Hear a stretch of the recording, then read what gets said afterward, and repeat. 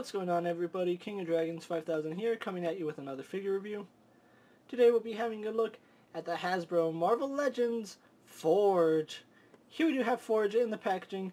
What we're going to do now is take a little break, get them opened up, and we'll have a better look at the figure inside. So stay tuned, everyone.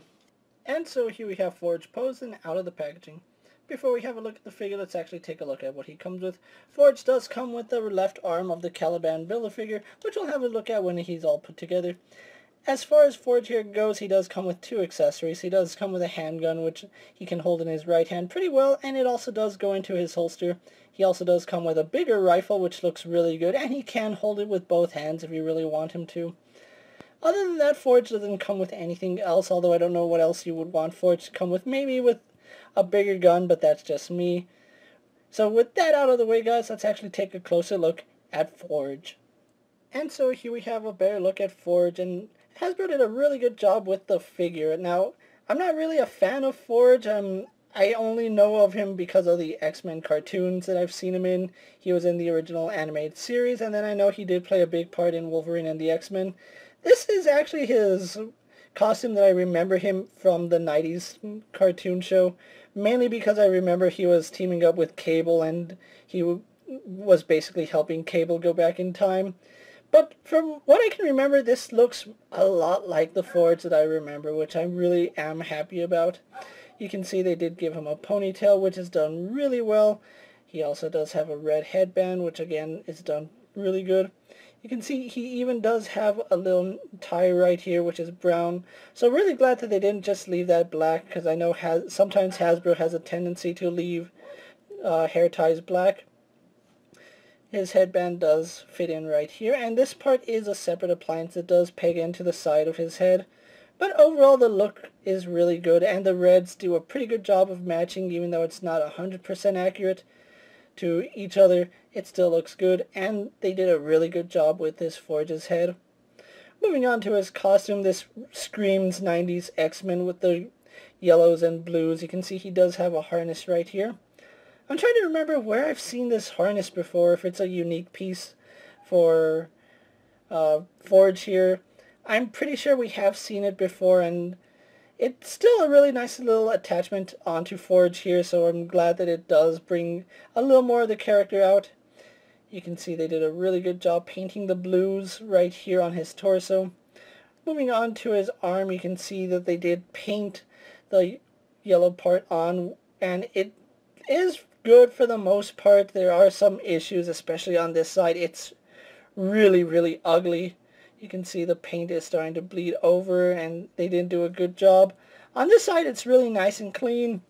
This side, we get trash, and that's really, really terrible paint job.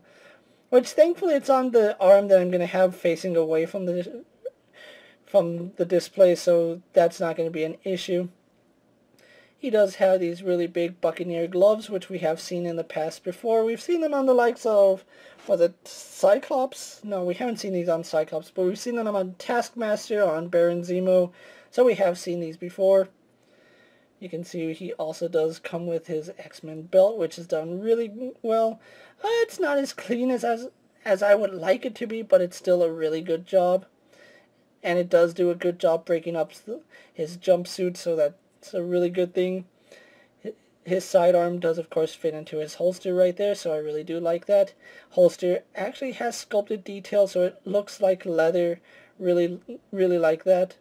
Unfortunately, they didn't paint his buckles, which is pretty disappointing, seeing as how on Weapon X they painted the buckles. No paint on his buckles, unfortunately. We do get his metallic leg, which I never really understood why it went only above the knee. That's the way it was in the comics. That's the way it was on the TV show, so I don't know why it's like that. It's a really good plastic. Don't get me wrong, it's a really nice metallic baby blue, and it has a lot of nice sculpt work in it. But I never understood why it just went to the knee like that. It is accurate to the character design. It's just boggles my mind why it only went to his knee. Going on to his boots, you can see he does have the tassels. Now, thankfully, these are a separate appliance, so you can actually adjust them as you need them. And they look really good. You can see they even sculpted some leather detailing right here along the rim. So that's really good, and because it's cast in brown, everything on his boots matches. So I really do like that. It would have been nice if they had painted the soles of his boots, but as it stands, he's still a pretty nice looking figure. So with that out of the way, guys, let's actually get him compared to a few other figures you may have in your collection. Here we have Forge posed next to a DC Multiverse Superman and a Marvel Legends Cyclops. Here we have Forge posed next to a WWE Elite Scale figure and a Mezco 1/12 Collective Popeye the Sailor Man. So with the comparisons out of the way, let's actually take a look at Forge's articulation. Now, for the most part, he is reusing the Bucky Cap mold, which we have seen hundreds of times in the past, with the exception of this hip and thigh. It's all essentially stuff we've seen before. His head is on a ball joint, which can look up and down slightly. Very minimal head tilt, so I'm not even going to count that. He does turn left and right. Has a hinge in the neck, which goes back about that far. Goes forward all the way down, buries his chin into his chest. Arms on a ball joint go out to about that far. Do a full 360, and they're on ratcheting joints, so I do like that. He has a bicep swivel, which works really good. Double joint in the elbow, although his glove is going to get in the way. He does have a swivel and a hinge in the wrist, and it's the same for both arms, so he has a horizontal hinge on both sides, which is unfortunate because the gunslinger hand should be up and down.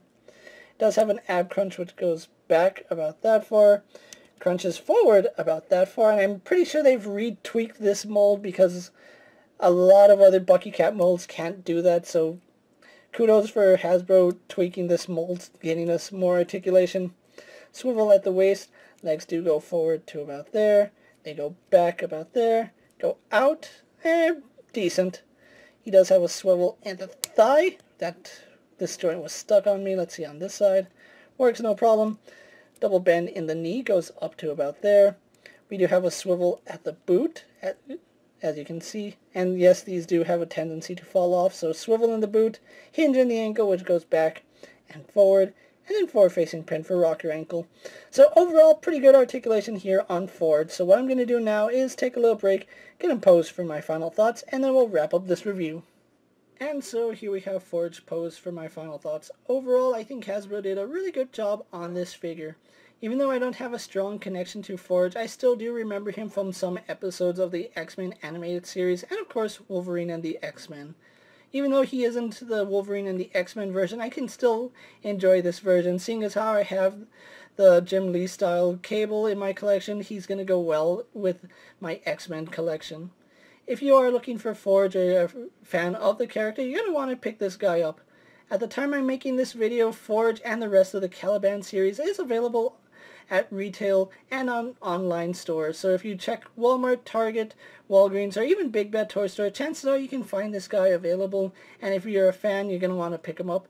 At most retailers, he is going to run you about $19.99 with tax, which comes out to about $22 after tax, which is pretty decent, seeing as how that is the running for most of the 6-inch Marvel Legends figures. If you can pick this guy up and you want a complete Caliban or just a fan of the character, you're not going to want to miss out on this figure. With that being said, guys, I'm KingofDragons 5000. Don't forget to like this video, leave a comment, subscribe to my channel. Go check out all my other action figure reviews, as well as all my other Marvel Legend videos. Hopefully you find them informative. As always, if there's a figure you would like to see me review, let me know down in the comments, and if it fits in my collection, I'll definitely have a look at it.